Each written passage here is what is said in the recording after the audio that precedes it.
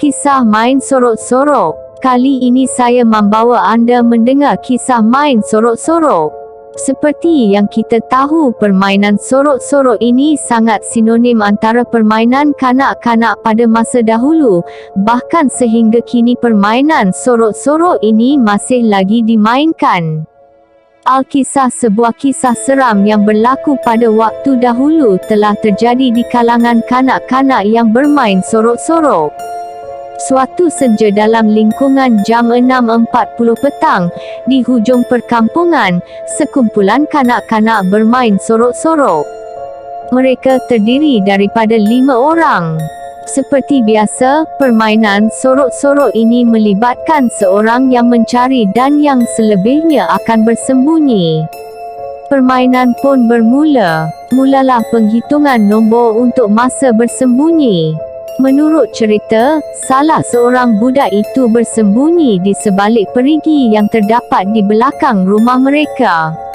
Pendek cerita, tibalah masanya untuk mencari mereka berempat yang bersembunyi.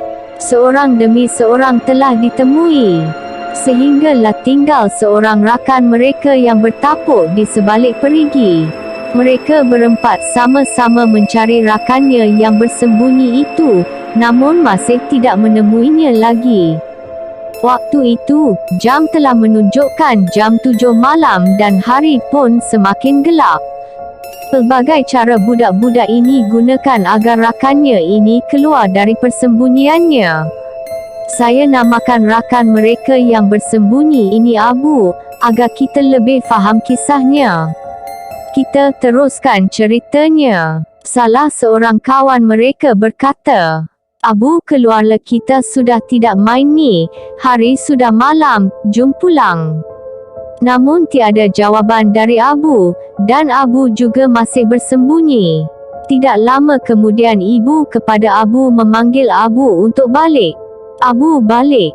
Pergi mandi," katanya. "Makcik Abu tiada," kata rakan-rakan Abu. "Tiada," kata ibu Abu. Lalu ibu Abu pun turun dari rumah untuk mencari dan memanggil Abu.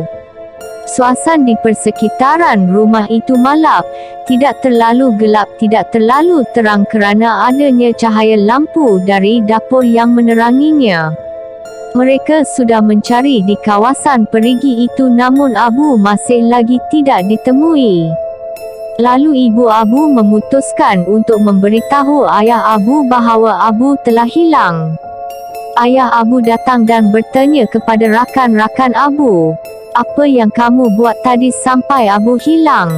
"Kami main sorok-sorok pakcik," salah seorang rakan Abu menjawab. Mendengar sahaja cerita itu, ayah Abu sudah menduga bahawa Abu itu telah disembunyikan oleh hantu yang disebut Tutu Molong dalam bahasa dusun. Kemudian ayah Abu naik ke rumah untuk mengambil sebatang kayu, kemudiannya membakar kayu itu. Kayu itu mengeluarkan asap. Kemudian ayah Abu menggunakan kayu yang berasap itu untuk mencari Abu. Beberapa minit kemudian, mereka pun menemui Abu yang masih bersembunyi di sebalik perigi. Kemudian mereka memanggil Abu. "Abu, Abu, Abu." "Itu Abu," kata rakan-rakan Abu sebaik saja melihat Abu. Abu pun terus berlari ke arah mereka. Ayah Abu bertanya kepada Abu, mengapa Abu tidak menjawab apabila Abu dipanggil. Abu memberitahu bahawa dia tidak mendengar apa-apa semasa mereka memanggil, dan saya juga memanggil mereka saat mereka lalu di sebelah saya tadi, tapi mereka tidak memperdulikan saya.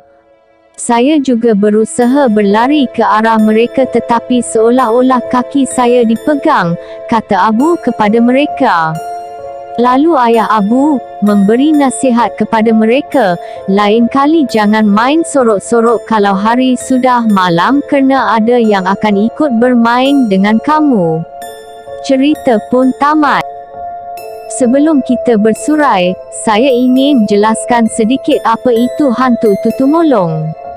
Menurut penjelasan datuk saya, hantu Tutu Molong itu adalah sejenis hantu yang menyerupai budak. Hantu ini dikatakan suka berkawan dengan kanak-kanak. Namun kehadirannya tidak kelihatan kecuali kanak-kanak itu memiliki keistimewaan panca indera yang boleh melihat kehadirannya. Kemungkinan besar abu yang tidak dapat ditemui oleh rakan-rakannya disebabkan dilindungi oleh hantu ini. Ini sahaja perkongsian kisah seram main sorok-sorok kali ini.